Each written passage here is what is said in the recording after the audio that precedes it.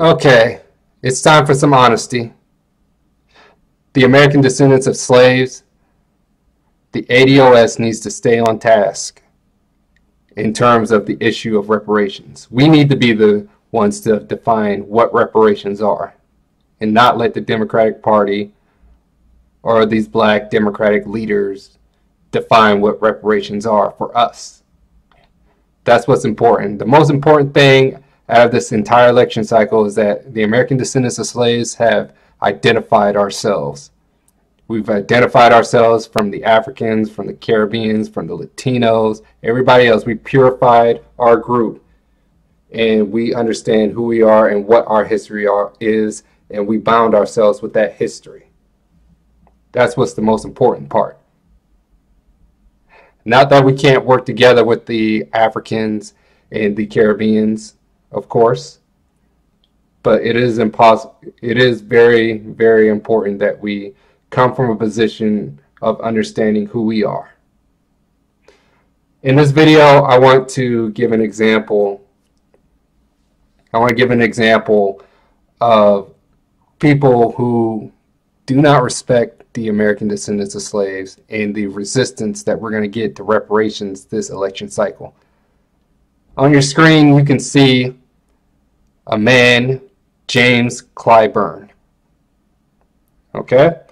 James Clyburn is a Democratic congressman out of South Carolina. He's the Democratic whip, all right? And this man recently, the man you see on your screen recently, he made a statement. And as you can see right now, this is the statement that he made. The statement is that getting reparations for black voters, ADOS, that's ADOS, hashtag ADOS, American Descendants of Slaves, is impossible. This man says that getting reparations for us is impossible. He's supposed to be a black politician. He's supposed to be on our side, right? He is a black politician. He's supposed to be for our benefit, right? No, it does not at all surprise me. Not at all. And these black politicians who have been up there in Congress for years, who for the majority of their time didn't really do much to benefit black Americans community. All right? The American descendants of slaves community. They didn't do much for us. I'm sorry. That's just the fact. And it's unfortunate, or it would be, if we didn't understand how they got there or why they're there. They're there because black people wanted to vote to have a black face up there. They voted to have a black face up there and not for resources for their community, not for people who will go for a black American agenda. That's not what they voted for. They voted to have somebody who's up there, he black, he gonna do something for us. No. As you can see, plain as day, in clear writing, black and white, they're not on our side. And they've been there since, and James Clyburn has been there since the early 90s. Right now, I want to take you to Bernie Sanders. All right, while we're on the subject of people not respecting the American descendants of slaves, that's what I'm going on right now. Bernie Sanders went on to the Breakfast Club, did an interview, and he was asked on there, do you believe in a black agenda? Do you believe in reparations for black people? And he did his usual spill. Well, what does reparations mean? I don't know what that means. Of course, he knew what reparations for the Jewish community meant when they were giving reparations to Israel. He knew what that meant. He didn't have anything to say about that. But when it comes to reparations for American descendants of slaves, for black Americans, all of a sudden, oh, he doesn't know what it means. He used to say that He used to flat out say no. Back in 2016, he flat out said no. It's too divisive. But yet everybody else can get reparations except us. And we got to be honest here, all right? We got to look at ourselves in the mirror. They say this type of stuff. They say these type of things because Black Americans in the past have accepted it. They have accepted it by going out and voting for a black face just to have a black person in Congress because the Democratic Party did some fear-mongering, telling them if you don't vote for Democrat, there's going to be a racist Republican in office. That's what they told them, for the most part, in some cases. We got to be honest about that. That's the only way that we can defeat this strategy, is by being honest with ourselves and really looking at how the Democratic Party got us to vote for them without doing anything for us, without putting any resources aside for us. We got to really look at that. We got to look at people who have done bad and done wrong by us and still got our support, like the next person, Joe Biden.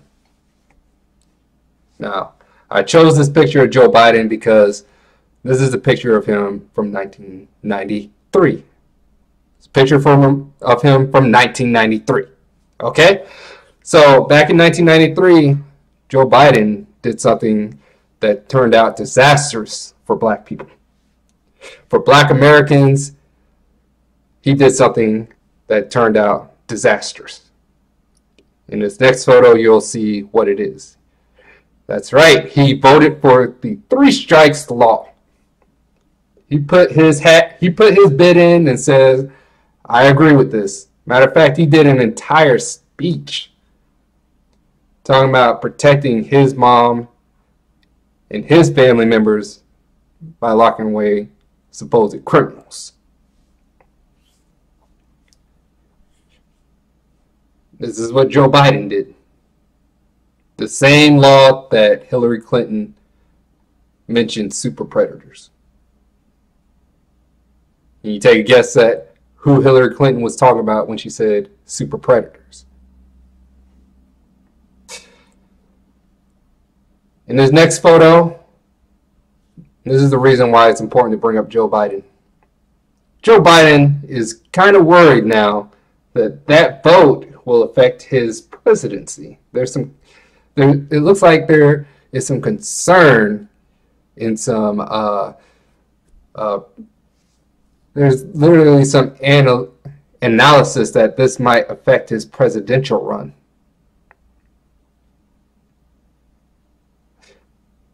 If you didn't think that he hasn't thought about this or took this into consideration,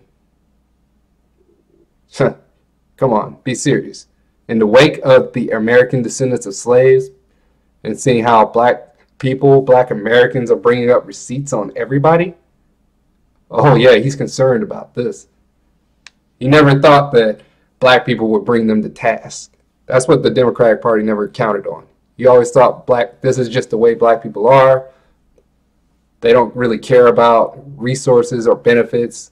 They'll vote for somebody just because they're black, and that's enough. They just want to see a black face in there and then turn the Beyonce music on. You see that episode of Boondocks with R. Kelly? Yeah, turn the R. Kelly music on. Let's end the trial and turn some R. Kelly music on and start dancing. That's black people. That's how they see us. And I'm saying that because this is why American descendants of slaves, black Americans, aren't respected. This is partly why, like I said in my Pan-Africanism video, why the dangers of Pan-Africanism, why Pan-Africanists think that they can come up to American descendants of slaves and give them any kind of plan that they got in their pocket without fleshing it out, and then get aggressive at American descendants of slaves. They'll get angry at us when we don't accept it, when we ask them questions about it. You ask them questions about it, they say, well, you just want to be a slave? They're going to get real aggressive with us. Because look at what we've accepted, and people see this.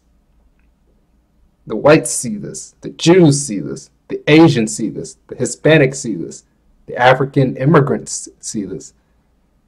And they're looking like, psh, man, this is what American descendants of slaves, this is what Black Americans accept. Like, these people ain't doing nothing for them. They ain't giving them nothing. There ain't no resources behind anything that they're doing. They're just blindly voting. And that's become the expectations. That's what the Democratic Party expects from the American descendants of slaves. That's what they expect from Black Americans. And we are sending a different message. That's kind of got them shook. Is this a change? Is this a permanent change? Or is Black people going to go back to listening to the R. Kelly music? Are they going to bring out the boombox and start dancing again? That's what they're waiting for Black people to do, is to just get back on the gravy train. And if we want to be respected as American descendants of slaves, if we want to be respected, we have to stay the course. We have to be adamant about our interests. We vote for our interests.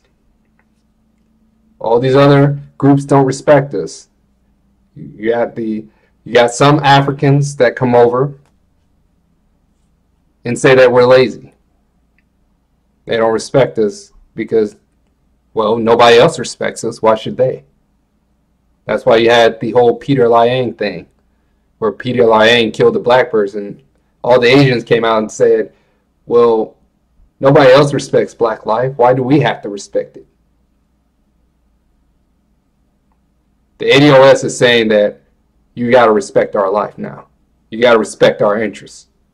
You got to respect what we say. And this is a different attitude from previous.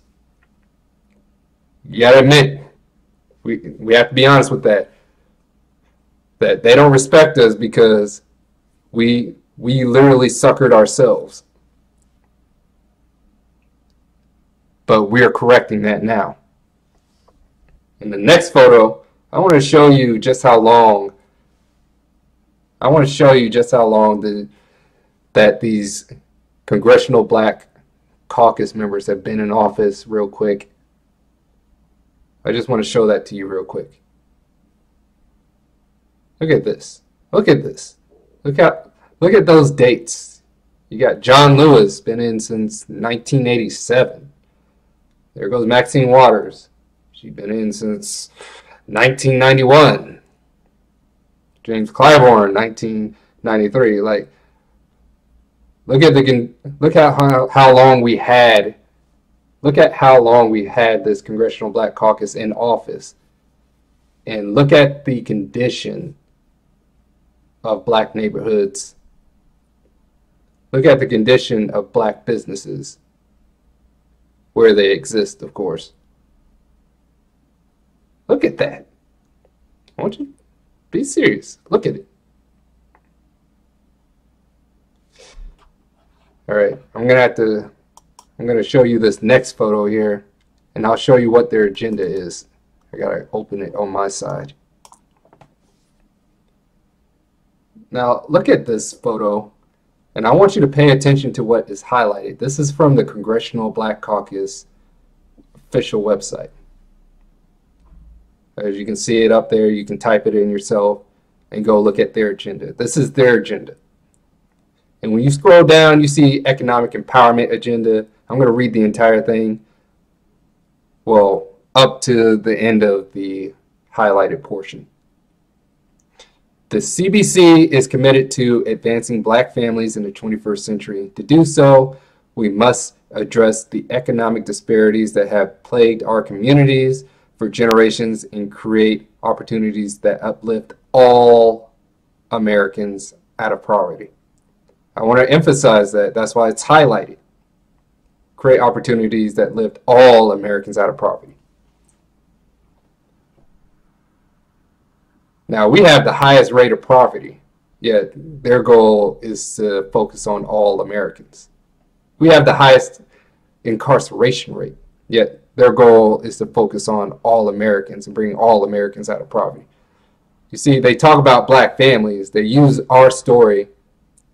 They use our story to gain sympathy from the American government, to get resources to give to all these other people. And that's what everybody's been doing. Latinos did it back in the 1970s. They aligned themselves with our story in order to give themselves resources. And they're trying to do that right now, trying to get themselves citizenship, calling it civil rights. That's not civil rights. That's illegal immigration. Come on. That's illegal immigration. That's not a civil rights issue. That's the biggest point that I wanted to point out there. But I'll continue and finish this paragraph. And into middle class and beyond. Unfortunately, the racial wage and wealth gaps in America are worsening. Guess who is worsening for the most? Guess who it's worsening for the most? All these other communities coming into our communities, building businesses, getting loans, and taking money out of our community, putting it into their own. Guess who's the wealth gap is worse for? That is why the CBC supports policies that strengthen protections for workers and expand black entrepreneurship and business development, investing in economic development benefits entrepreneurs and workers alike, as well as communities at large. I'm trying to figure out what communities they're talking about. What communities are they really talking about? What big initiative do you see from the CBC to really build black businesses, to give jobs to black people? They're focused on immigration. That's their biggest focus. Because you got, I'm going to show it to you in this next photo, but you got a lot of black immigrants in the CBC. And they're focused on black immigrants. The CBC will continue to fight for economic justice for disadvantaged businesses and the workers they employ. And then they have a few things that they're going to say, but I'm not going to get into that. I'm going to go to the next photo. I'm just going to click right here and go to the next photo. And this is a photo of the Congressional Black Caucus. Here's a photo of all the members, supposedly all the members, and it's from the official website. You can see Kamala Harris up there on the second row from the top, with Cory Booker more to the middle. These are the people who've been there. They've been there for years, and you got to ask yourself, what is the result? As you can see right there, I have somebody circled. Specifically, I circled him in blue, in a blue circle. I circled his face. 3 rows from the right, you can see him in the middle. He is a gentleman that appears to be white, because he's mostly is white. Like I said, the Congressional Black Congress is not mostly composed of American descendants of slaves. It's composed of black immigrants and gentlemen like him who are half white. You know, you remember the $5 Indian? Now they got the $5 Black American, or African American, which is what he's calling himself. And I'll show you who he is. He's G.K. Butterfield, George Kenneth Butterfield Jr. All right, and as you can see, as I have highlighted, he identifies himself as an African American, and he's a member of the Congressional Black Caucus, as I showed you. This is what counts for an African American. This is one of the challenges that we're going to have during reparations when we get our reparations. This is one of the challenges. You're going to have these $5 white people saying that they're black. Now, in my personal opinion, I don't believe in the DNA. You have 20% black DNA, so you're black. I don't believe in that. I don't even think that's real. In the real world, race is perceptional. It's all perception. If you look black, you're black. If you look white, you're white. To me, this guy looks white, so I'm going to say he's white. He's going to get all the white privileges. They're not going to do a DNA test. Let me see how much black you got in you. Even in South Africa, they had this test called the pencil test, where they'll stick a pencil through your hair and see if the pencil stays. If it stays, you're black. If it doesn't stay, then you're white. And that was perception. That was perception. They didn't do no DNA test. In my honest opinion, black people only accept that because they feel like they're going up in the racial hierarchy. We're closer to white, so we're better than just being some lowly black person. And we got to stop that mindset if we want to be taken seriously. You're going to be black. You are black, and you will be treated as a black person. And the only way you can improve that is by improving the treatment of black people. At the bottom, I'm only going to read through the highlighted portions. He racially identifies as a black man, and he has pointed to his African heritage. He has African heritage. Now, both of his parents are mixed according to this, and his father is half Bermuda. So it's an island west of the Bahamas. It's way out there. It's like almost in the Atlantic Ocean. But according to statistics I saw online, the demographics is practically about 50% approximately black. So he might be a quarter black, and he's claiming to be African American just off of that. He looks completely white, but, you know, $5 African American.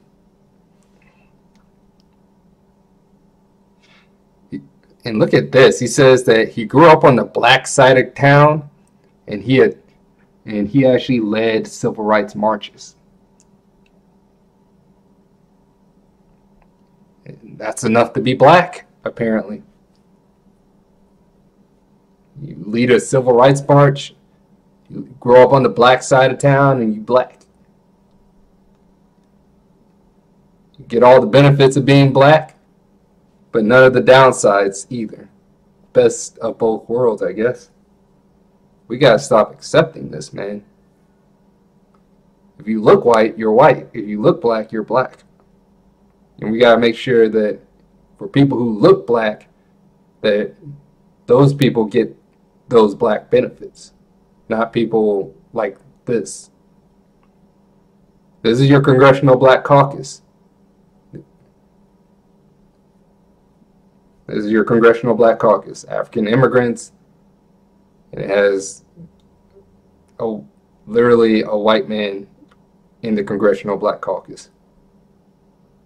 Their mission statement is to uplift all Americans.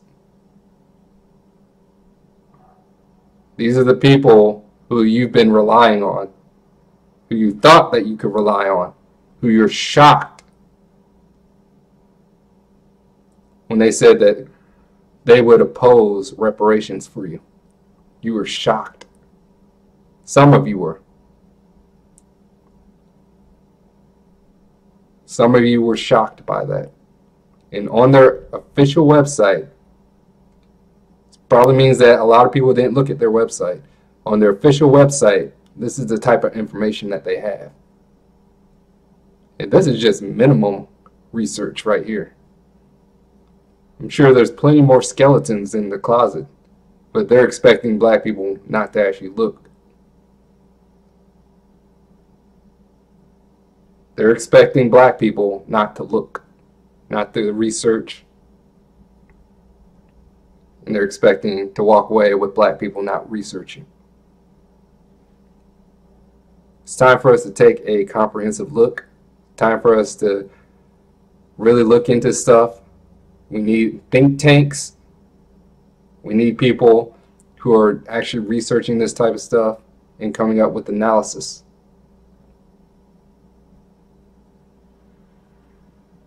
That's what we need.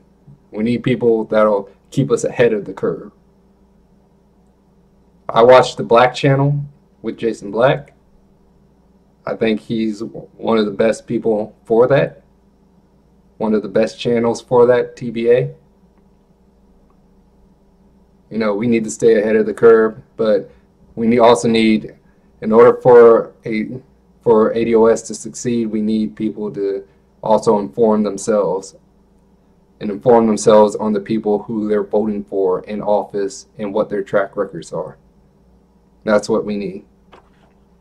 In this last photo, I'm just going to show James Clyburn sitting right next to Nancy Pelosi. You can look at Nancy Pelosi's face. She looks a little bit uncomfortable having James Clyburn next to her. James Clyburn is surrounded in a sea of white Democrats. You got an Asian and then a black on all the way onto the left side of the photo, and then on, I don't know if she's black or if she's Asian, but he feels right at home. He's James Clyburn he's happy. Look at him. He knows his place. He knows why he's there.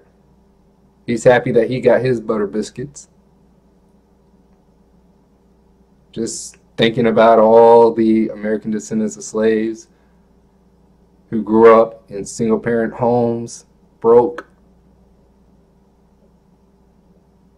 father sent to jail, and this is what your Congressional Black Caucus is doing. And they're hard at work, all right, not doing anything for you.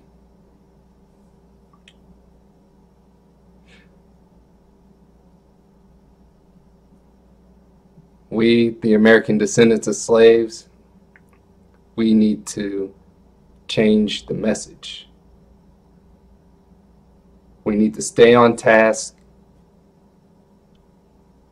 And despite whether we get reparations this election cycle or next election cycle or the next election cycle after that,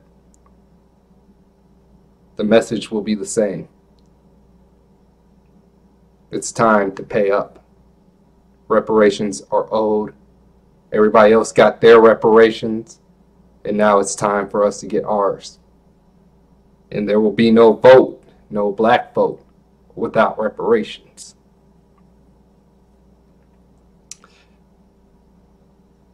We also need to piggyback the ADOS movement. We need to piggyback on this as well.